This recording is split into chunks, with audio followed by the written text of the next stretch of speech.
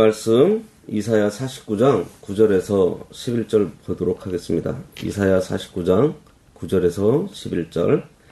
내가 잡혀있는 자에게 이르기를 나오라 하며 흑암에 있는 자에게 나타나라 하리라. 그들이 길에서 먹겠고 모든 헐벗은 산에도 그들의 풀밭이 있을 것인즉 그들이 줄이거나 목마르지 아니할 것이며 더위와 볕이 그들을 상하지 아니하리니 이는 그들을 긍휼히 여기는 이가 그들을 이끌되 샘물 근원으로 인도할 것임이라. 내가 나의 모든 산을 길로 삼고 나의 대로를 도두리니. 오늘 말씀의 제목은 나의 대로를 도두리니입니다.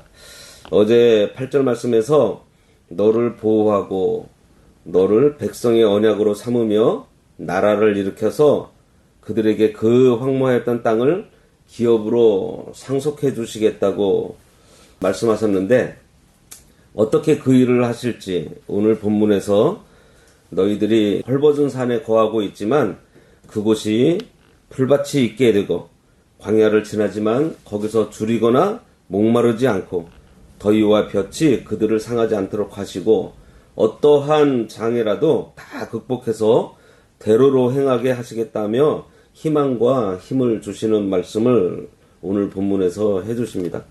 9절에 내가 잡혀있는 자에게 이르기를 나오라 하며 흑암에 있는 자에게 나타나라 하리라. 그들이 길에서 먹겠고 모든 헐벗은 산에도 그들의 풀밭이 있을 것인즉 그랬습니다. 이 말씀은 8절에 황무하였던 땅을 기업으로 상속받은 자에 대한 설명입니다.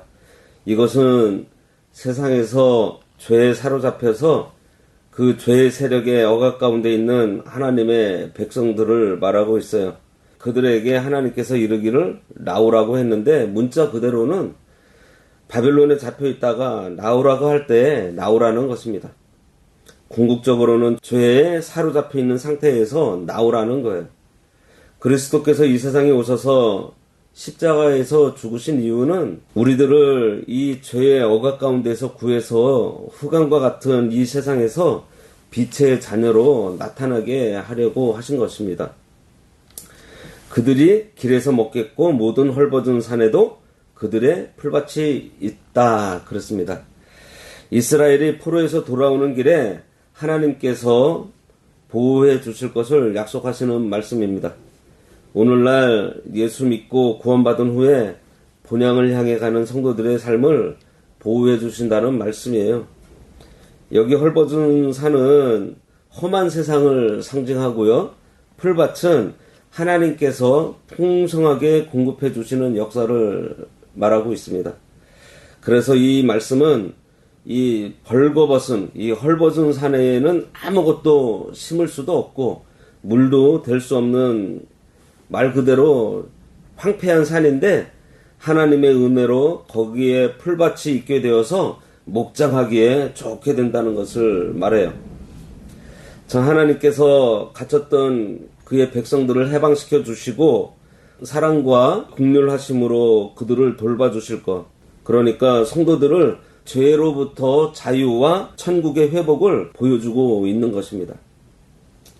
구속받은 하나님의 백성이 나그네로 이 세상을 살아가는 중에 하나님께서 은혜를 계속 내려주셔서 정착하지 않아도 먹도록 하여 주시고 입혀주시면서 풍성하게 하시겠다는 거예요. 그러니 믿음으로 나아가면 하나님께서 다 준비해 놓으셔서 안연하게 살아가게 된다는 것입니다. 10절에 보세요. 그들이 줄이거나 목마르지 아니할 것이며 더위와 볕이 그들을 상하지 아니하리니 이는 그들을 긍휼히 여기는 이가 그들을 이끌되 샘물 근원으로 인도할 것이다 그랬습니다. 믿음으로 메시아의 인도를 받아서 사막과 같은 세상을 살아가는 하나님의 백성들에게 영육간의 양식과 마실 것을 공급해 주신다는 거예요. 출애굽하고 광야를 지날 때 불기둥과 구름기둥으로 이스라엘을 보호해 주시고 만나와 메추라기로 음식을 주셨고 반석에서 물을 내어 인도하신 것처럼 하나님의 은혜로 인도해 주시겠다는 것입니다. 우리가 광야와 같은 이 세상을 지나가는 동안에 태양볕과 같은 고통도 있겠지만 예수 그리스도의 은혜로 보호해 주신다는 거예요. 여기 더위와 볕의 이 원어가 직역하면은 신기루입니다. 하나님을 믿음으로 걸어가면 신기루에서 지켜주시겠다는 거예요. 신기루는 실체는 없고요. 모양만 있어서 결코 잡을 수 없는 것입니다. 그런 신기루에 홀려서 우리가 상하지 않도록 보호해 주시겠다는 거예요. 그래서 이 말씀은 하나님께서 우리로 헛된 소망에 빠지지 않고 살아갈 수 있도록 보호해 주신다는 말씀이에요. 이는 그들을 긍휼히 여기는 이가 그들을 이끌되 샘물 근원으로 인도할 것임이라 그랬습니다. 메시아는 하나님께서 이스라엘이 광야에 있을 때 샘물 근원을 주신 것처럼 성도들을 푸른 초장과 쉴 만한 물가로 인도해 주실 것을 말하고 있어요. 이 일은 하나님께서 우리에게 주시는 놀라운 복입니다. 세상이 주는 물질적 풍요, 이 과학 문명의 편안함과는 비교할 수 없는 참 평안을 우리들에게 주시겠다는 거예요.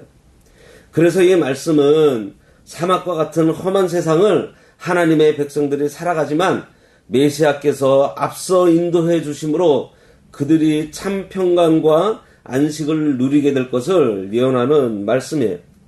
11절에 내가 나의 모든 산을 길로 삼고 나의 대로를 도두리니 그랬습니다. 모든 산은 대로와 대조를 이루는 말입니다. 그래서 메시아와 그의 인도함을 받는 성도들이 가는 길에 놓인 수많은 장애물을 모든 산이라고 지금 말하고 있어요.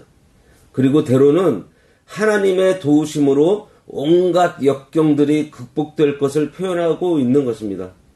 따라서 이 말씀은 메시아의 구원 사역이 모든 반대, 어떠한 장애물에도 불구하고 다 극복되어서 흥하게 될 것을 알려주는 말씀이에요. 우리가 생각할 것은요, 장애가 없는 것이 아니라 장애가 있다는 사실입니다.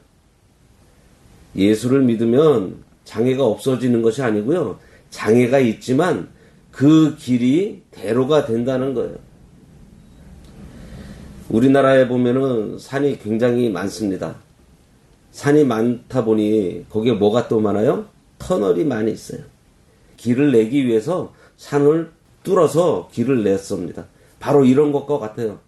성도의 삶에는 장애와 문제가 있어요.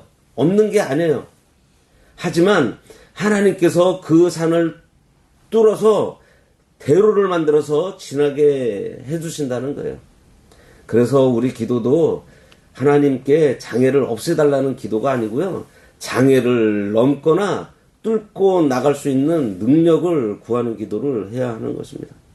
성도의 삶에는 이러한 장애물만 있는 것이 아니라 하나님의 도우심의 손길도 있다는 사실을 우리가 믿어야 돼요. 믿으시죠? 예. 어려운 일을 당하거나 힘들 때 조급해한다든지 당황한다든지 힘들어하지 말고 우리 등 뒤에서 우리를 도우시는 하나님의 손길을 구하면 돼요. 그러면 어떻게 해줘요? 대로를 만들어 주신다고 했습니다. 기도하겠습니다.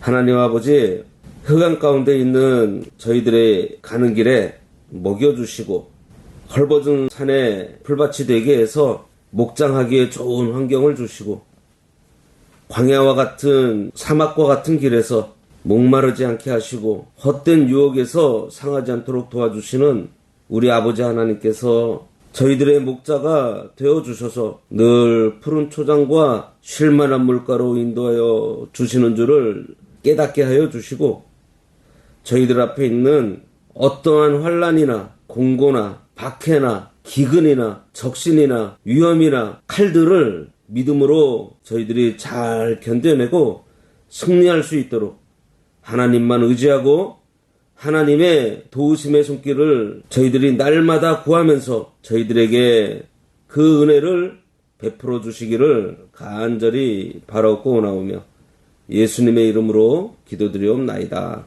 아멘.